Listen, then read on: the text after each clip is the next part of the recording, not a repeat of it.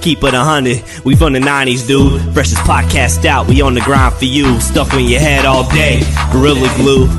They think they really gon' out me, pull up with the big tech. Call it Silicon Valley, made it through a dark winter, it was getting so cloudy. Now we got the sickest show in the whole county. It's a cold world, better bundle up. Gotta get the shovel when the truck is stuck.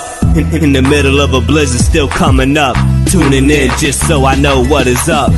It's the Cloud Chronicles.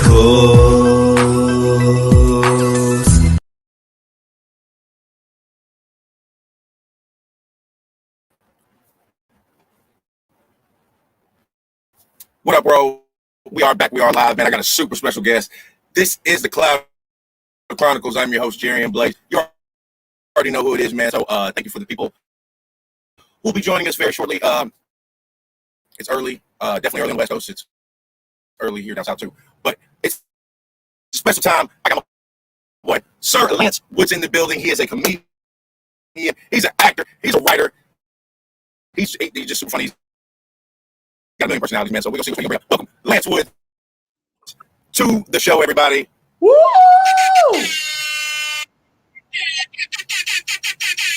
What's going on, man? Good. I'm good, man. I'm good, man. Thank you so much for joining me. I hear like a delay. Is that on my I end? appreciate it. Huh? I think we're good now. I heard it too. I think we're good now. Okay. And hey, and I see you got my boy yeah, we're good. Ronnie Jordan's hat on. I'm feeling it. Oh yeah, man. Hey, yeah, big salute to Ronnie, man. Blessed as fuck, or blessedaf.com.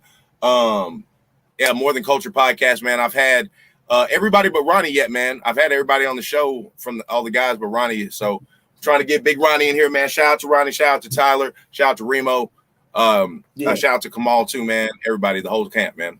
But anyways, they are all, man. They are all. So that's cool. You know them too, man. So we got Lance Woods here, man. He's super funny, man.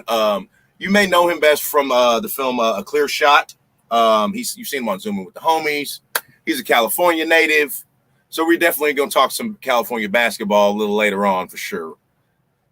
Yeah, and A Clear Shot was great. I don't think they best know me from that, though. No. But it was great. It was a great experience. The film came out great and all that. Yeah, so I was going to talk to you about that later on, unless you want to go ahead and get into it now, man. But I'll save it for later on. So tell me, man, I first want to know how you got into comedy, though, man. When you started doing that, how you got into it. Was this, something you always wanted to do? Nah, I started in my church. That's how I started comedy. And if I strange talking, you got to forgive me. I got these Invisaligns in. And it make it hard to talk. I don't know if you ever had Invisaligns, but they literally put Spanx on your teeth. And it feel like you talking with an apartment in your mouth. Right. So, but no, I started in my church. I used to like imitate my pastor, just like being funny. And I would just do it at home for my mom and my sister, just playing around. And then my mom, who was like organizing different events. I guess we had I think it was a church anniversary. So I'm gonna put you on the program to do that, what you just done at home in front of the church. I said, no, you're not. And they was like, I was so quiet in church, they didn't even know what to do. They was reading the program coming to the stage, Brother Lance. I don't know what he supposed to do. And I just got into it, and everybody's laughing. My pastor got tears coming down his face. Everybody having a good time. So then from that, I did some more events at the church. I would just host all the church stuff. And then my church happened to be directly across the street from the Sacramento Punchline. So I was like, well, let me go try it in front of people who are not of my church and see how they enjoy it. And it all worked out. I grew up in the church too, man. My dad was the minister that I was imitating now. Oh, So there's definitely a lot of material in church, man, especially as a young kid, man. If you can, I bet you got tons of stuff. You got questions too when you're young, like, yo, why we here so long? Right. That's the first question. Right. Why are we here so long? We've been here for 2 days. Exactly. We read the whole Bible. There's nothing else in here. We got it. Yeah, exactly. That is the number one question. That's the first when you're young. You be hungry. You be writing in the pews. You be trying to find any escape. And then once you get older, it's funny because you realize all of those lessons you learned when you was younger, you can apply them now. Right. And you're like, oh, that's why you were saying don't do that. Got it. Right. This is why I was at the church all those times consecutively. So I didn't do stupid stuff like like I'm seeing other people do. Because when I'm not in church, I got my penis out somewhere. That's why y'all got me. Exactly. That's why they said don't have sex before marriage, because it complicates the world and everybody's crazy. Yeah, definitely, man. That's funny though. So how was that that first set, that first time when you did like the church or the punchline? The punchline. And it went surprisingly. Did you bomb? No, not that time. Okay, good. That's good. Yeah, not that time. I've bombed enough in my day, but not that first time. That first time was electric, man. And I think for me, if it wouldn't have went well, I wouldn't have stuck with it. Right. Like I'm not that kind of person. I'm not the kind of person that's like, it's gotta be this. I'll go try and say, oh no, this is not for me, I see. And I'll go find something else. So, but when that first time like worked, so the way it worked, the level in which it worked, I still remember all my first jokes. And I could still tell them. I don't remember like all of the details, but I'm thinking about where I'm at now with comedy. If I was to take these jokes and just revamp them, because the premises are still relevant to me, you know, I'd maybe update. Like, so I had a joke. I started out talking about what people do with their taxes. And then I went to why I don't help Black people move. And then I went to a story about when I met this deaf woman on Facebook. And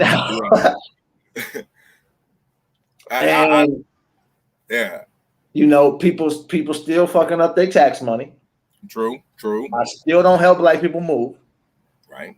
And I really did meet a deaf girl. It was on MySpace, but you know, at the time I said, it makes it even funnier because it was on MySpace. Yeah, I'm like, yo, she didn't have a handicap placard on her page or nothing. She had her interest. It was like, I love long walks on the beach and listening to music. And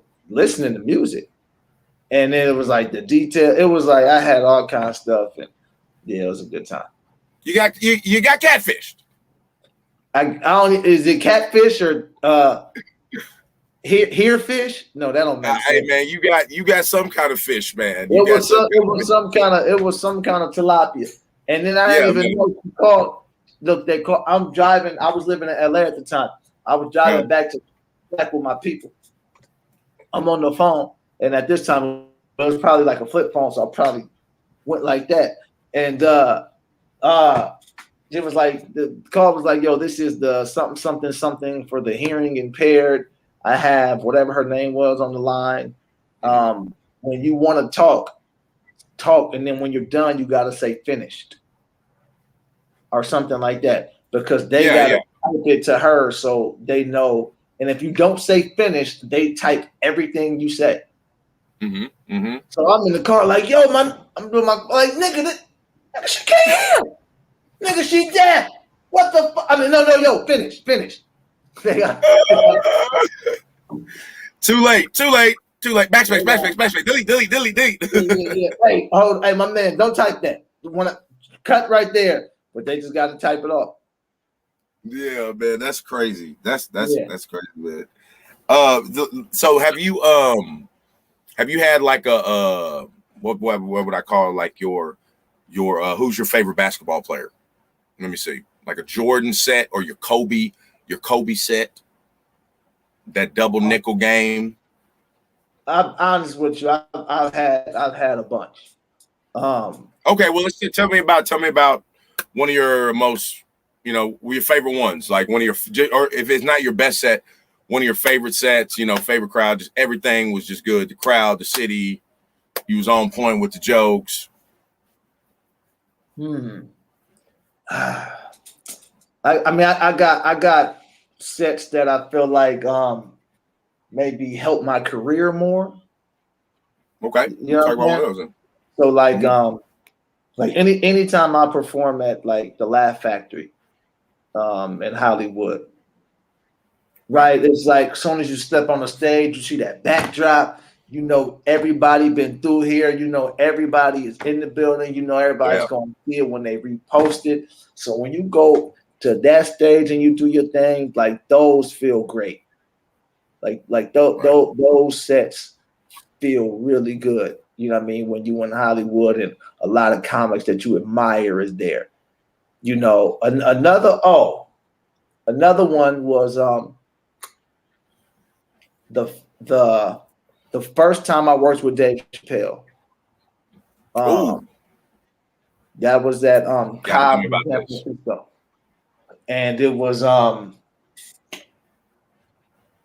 June either 2nd or 4th. I remember it was game 1 of the NBA Finals 2015, the first time the Cavs and the Warriors played. Okay. This is when Kyrie blow his knee up or whatever he did. Yeah, and it was just like LeBron and Deladova out there. Yeah. That series? Okay, I remember that one. Okay. Game one of that series, yeah. And Dave is he live in Ohio. So he had set it up to where he was doing shows in the Bay for game like 1, 2, and then going back home game for the Cavs home game. So smart man. So the show was just me and him. All the show was just me and him, 2-man show. So, it's just so you imagine all of the build up for the show. We in the green room for 20, 30 minutes, just me and him talking, kicking it for 30 minutes. And then in comes Rob Schneider. You know Rob Schneider? Yes, of course. Okay. For the people who don't know, Deuce Bigelow. Right, exactly. So now it's just me, Dave, and Rob Schneider just talking. Right. And it's like, I'm like, what is happening right now? You know what I mean? Because I'm at this point, I'm probably four years in the comedy. You're like, goat. You know what I mean? It's still relatively new. You know what I mean? Right. This type of thing. Because I had met him before, but I had never worked with him. So we're doing that, and then like other comics came in, like my boy Chris Riggins, who's like close to him. So now it's like maybe 4 or 5 in the green room, but we just all kicking it, talking and laughing. Show starts, and it's Dave, so it's gonna sell out. And then it's only me and him on the show, and he says like, "Yo, go do your time. Whatever you're gonna do, be 20 minutes, 30 minutes." And then just say goodnight. You don't got to bring me to the stage or nothing. I'll just have the DJ play. And he just comes on stage when he feels like it. So that could be right after me. That could be a 10-minute break. That could, whatever the case is, right? So, but I'm on stage and it's him. So it's sold out. It's the Bay. It's celebrities are there. You hear stuff you're not used to hearing, right? We're in the green room talking. He going through his phone. Somebody texting me like, "Oh shit, Justin Bieber's coming to the show." Like, what? Damn. You know what I mean? Like, oh shit, Floyd Mayweather's coming to the show. Like these things happen. They didn't even come. But the fact that you're getting texts like, oh, I guess Floyd's coming to the show. You know what I mean? So so I go on stage, I have a really good set. And there was like Jesse Williams was at the show. And there was a guy named Cecil Brown. Now this is what made it so special to me that night. Cecil Brown was there. Now Cecil Brown was good friends with Richard Pryor. He's also a professor. He's good friends with Richard Pryor. He's good friends with Dave, from what I understand. Now, after the show, we all in the green room. And Cecil tells me, he says, you know what I like about your comedy is you're a truth teller. And I've been around the best of the best in comedy. And if you're close to Richard Pryor, that's the best of the best. And he says, he said he was a truth teller. And he points to Dave, who's on the couch kicking it. Dave don't even hear our conversation. He's like, that motherfucker over there is a truth teller. And he said, you are a truth teller. He said, don't never stop being a truth teller. That's what it's all about. And that was one of the nights. It's like, yeah, it changes perspective. Right. Okay. That's kind of, you kind of felt like you were knighted there. Like, okay, young man, go ahead. This is what you're supposed to be doing for sure. Like, confirmed. Yeah. You got that kind of thing going, right? So I remember that night very. I remember so many like small details about that night. Another night, I don't remember the date of this. It was in November, if I'm not mistaken, November or October, but I'll say November. This is how I actually got in the Clear Shot movie. Okay. It was my man Greg Vaughn. You know Greg Vaughn, baseball player. Okay. Played in MLB for 12, 13. Yeah. Right. So he does his charity golf tournament / comedy show out here in Sacramento. So the show is Tony Roberts, Alex Thomas, Chris Spencer, Flex Alexander, Buddy Lewis. 2 days before the show? No, let's say 4 days before the show. Greg's like, yo, I don't know how I but you on, like, I want you on the show. And then it's like, all right. So then 2 days before the show, they confirmed, like, okay, yo, you on the show. And with the names of people I just named, I'm like, I'm gonna be on the show. I'll probably do like a little 5 minutes up front. They put me right in the middle. They had Tony Roberts hosting, and then I feel like Flex went up, and then Buddy Lewis, and then me. It's like prime real estate, right? And you got all of these prime time spot. You got all of these celebrities and retired athletes in the crowds: Doug Christie, Jackie Christie, Gary Payton, Eddie George, Ralph Sampson, Brad Miller. It was a lot, you know what I mean? And my set was really strong that night, and it wasn't the easiest crowd because they had it was in a big ballroom, but they had the bar in the ballroom. So any entertainer will tell you, like, if the bar is right there, people are ordering. When you stand in line for the bar, that's just a place to have conversations. You know what I mean? So it's like you really got to grab these people's attention. Like, yo, my man. You know what I mean? Yeah. And I was able to grab their attention so quick, and I kept it. And boom, boom, boom, boom, boom. Good night. And the place went crazy. And then the director for A Clear Shot he wasn't even there. One of his people was there. He's like, I got to introduce you to my friend who's a director. I'm sure he want to work with you. And then the next day I met up with him at the golf tournament. And that's how that came about. Oh, okay. That's crazy how it all boom. You know what I'm saying? Yeah. So that, when you ask me about those kind of, because I've had plenty of sets, I've standing ovations and all that stuff, but it's like I'm trying to think of what directly happened. Like this set led to this. You know what I mean? This led to that. Those are the ones that I think about right now. Yeah. No, that makes more sense because that makes it more memorable to think about, because that sparked this off. You know what I'm saying? Yeah. And that sparked this off. So So we talked about basketball, man. So we got to get into that before we get we get too far into it. My man here is a diehard Sacramento Kings fan, correct? I mean, dying ain't hard. It's hard to root. You in that thing now, man. I'm saying he rocking with y'all every year, right? Hey, man, it's hard, but we stay with it. You know what I'm saying? We out here. Yeah. Don't Okay, get so no playoffs, unfortunately, but I mean it's West, it's the West, it's super hard, so it's I'm not really knocking them. They got some young talent. I like Fox. It's talent. We had a lot of injuries. A lot. That's Fox got hurt. Halliburton got hurt. Bagley got hurt. Rashawn Holmes got hurt. Harrison Barnes got hurt. I mean, come on, baby. I almost had to play 6 games. Hey, I was trying to get a 10-day. You know what I'm saying? There was a lot of injuries out here, man. But they fought. Yeah. They fought all year. Yeah, man. Well, I'm a Laker fan, so my boys is in. Luckily. Barely. We in right now. When you say a Laker fan, how far back does that go? Magic Johnson.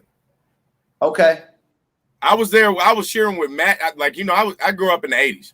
So, I'm an 80s baby. So I've been watching since Magic. I watched when it was just Nick Vlade and Nick Van Exel and Eddie Jones was wearing 2-5 from when they drafted Kobe. You know what I'm saying? I was with them when they had Lonzo and we was sucking, man. I've been with them when we had Clarkson and Smush Parker out there starting. You know what I'm saying? I was still cheering, man. I'm a diehard. Yeah. You know what I'm saying? Yeah. So, man. The Laker thing is interesting because, by virtue of being a Kings fan, I don't cheer for the Lakers. Of course. But some of my favorite players have been Lakers. Nick Van Exel. I used to love Nick Van Exel. Man.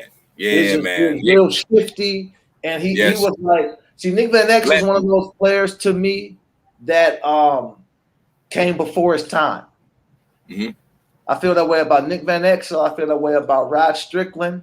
I feel that way about Bobby Jackson. I feel that way about Mahmoud Abdul-Rauf. It's like Pistol Pete Maravich too, man. Pistol Pete, definitely. There were still these restrictions on guards that you had to play this certain way. Like I can't imagine if you just gave the ball to Nick Van Exel all game and put him in pick and rolls. Because he can shoot, he can pass. He's like clever. He's left-handed, so it's hard. Guys like that, man. Mahmoud can shoot from deep. It just wasn't the thing back then. Yeah, but he was wet. He was wet at LSU, boy. You know what I'm saying? And you gotta remember, Mahmoud was the best player on that team with Shaq on the team. Oh yeah. It was him and Shaq. That was it. You know what I'm saying? That was the team. But he was the guy. He was the player. He was the dude. That Shaq guy is cool, but this Chris Jackson over here. Yeah, Chris Jackson. I was about to say before he was Mahmoud. Yeah. Yeah, man. And it's like when I watch certain players, and I don't take away nothing from nobody. It's just you got to appreciate the whole everything. But I'm watching how the game is played now, and I'm like, man, I can't imagine if you let Mahmoud play like this. I think of a lot of the guards you just said, and you let them play on that Steve Nash team with Mike D'Antoni, that's 7 seconds or less. Like, let them play that style. And Nick would have been averaging 29. Yes. Mahmoud would have been averaging 29, 30. You know what I'm saying? Shooting 48% for it. A lot of the Steph Curry stuff you see, man, would be going on with them dudes. I'm looking at like Bobby Jackson. Bobby Jackson was cold too.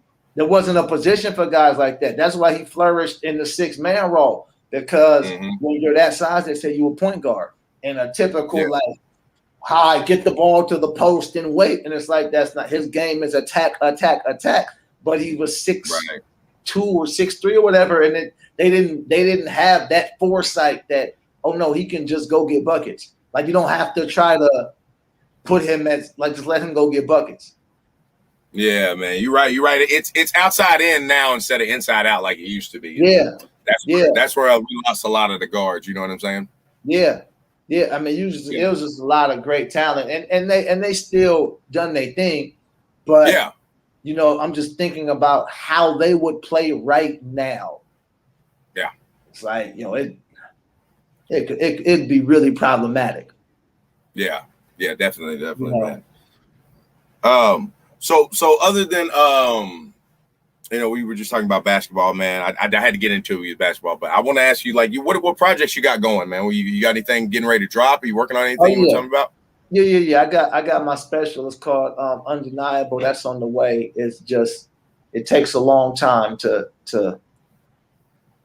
go through the all of the legal stuff and all of the copyright stuff, but it's coming. It'll be on all the streaming platforms very soon. Me and Tony Roberts got some stuff coming. We writing the scripts, and we already like done something we did a film that's done like a mockumentary. Just trying to figure out what to do with it exactly. Right. I know those are the main things right now. I'm always constantly creating content just to keep, if I was a rapper, I'd say just to keep the streets fed. But just to keep the streets fed and the social media, man, I got, dropping projects, you know what I'm saying? But I try to make sure I'm constantly dropping content on the Instagrams and TikToks and Twitters and Facebooks and stay relevant in that space. I should have put a request in for the pink do-rag, man, because I saw you do that, bro. I was laughing my ass off. The pink do-rag? Oh yeah, I got. They don't want no with the pink do-rag. I got, but this is the thing. I got 3 different color pink do-rags. It ain't just one. You want to go hot pink? You want to go dark pink? You want to go Pink Panther? You want to go cotton candy pink? Got the Cameron Dipset pink. You know what I'm saying? You want to go clean vagina pink? Whatever you want to do. I got the right pink. You want to go how white people eat their steak pink? No matter what pink you want to go, I got a do-rag for that occasion. I got a do-rag for every occasion. I got suede. I got velvet. I got suede. I got velvet do-rags, man. What is that, velvet?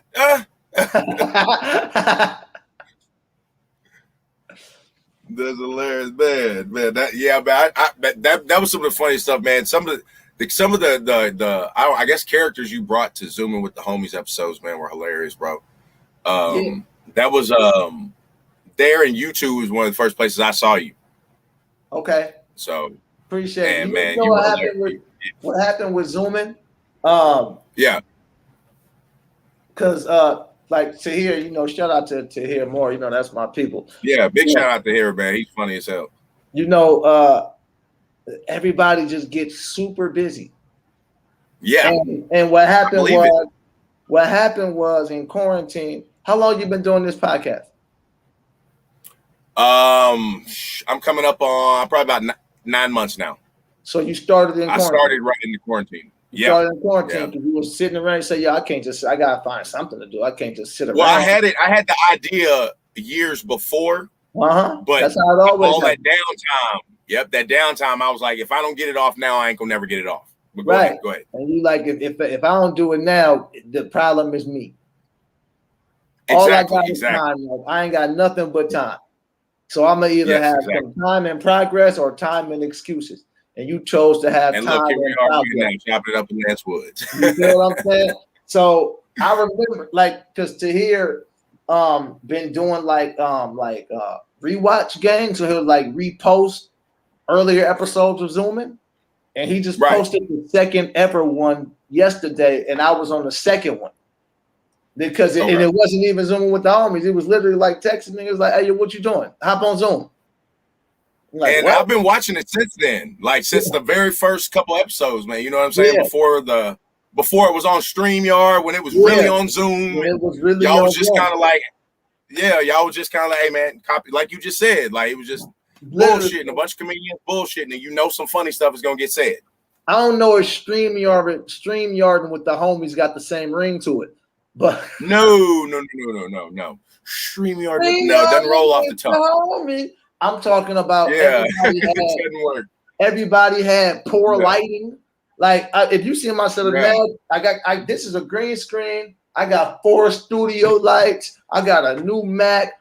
I got real microphone. When it first started, everybody was like this in the dark. We ain't really know. When I see you got turn your phone the other way type the shit. other way, bro. Hey, my man, we need this. What is this? You messing it up.